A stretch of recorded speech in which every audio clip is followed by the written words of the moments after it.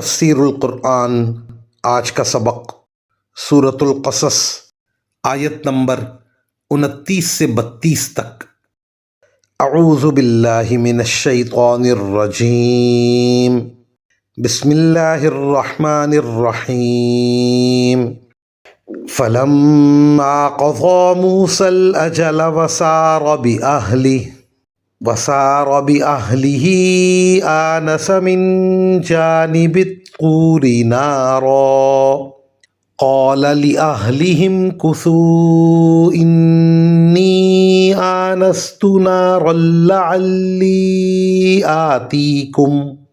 आतीकुम मिन्हा बिख़बरिन औ जज़वतिन मिनन नारि लअल्लकुम तस्क़लून। फ़लम्मा अताहा नूदिय मिन शातिइल वादिल अयमनि फिल बुक़अतिल मुबारकति मिनश शजरति अन या मूसा इन्नी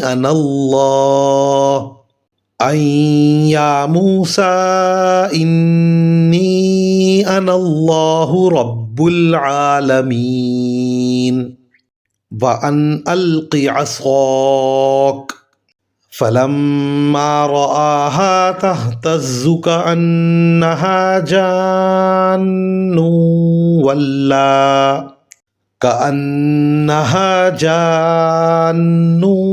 वल्ला मुदबिरन वलम युअक़्क़िब। या मूसा अक़बिल वला तख़फ़ इन्नक मिनल आमिनीन।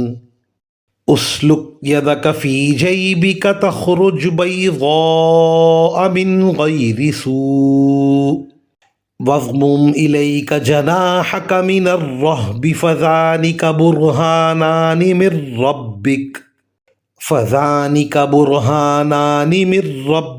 इला फ़िरऔन व मलइहि इन्नहुम कानू क़ौमन फ़ासिक़ीन।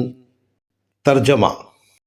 फिर जब मूसा ने वो मुद्दत पूरी कर ली और अपनी अहलिया को लेकर चले तो उन्होंने कोहे तूर की तरफ से एक आग देखी।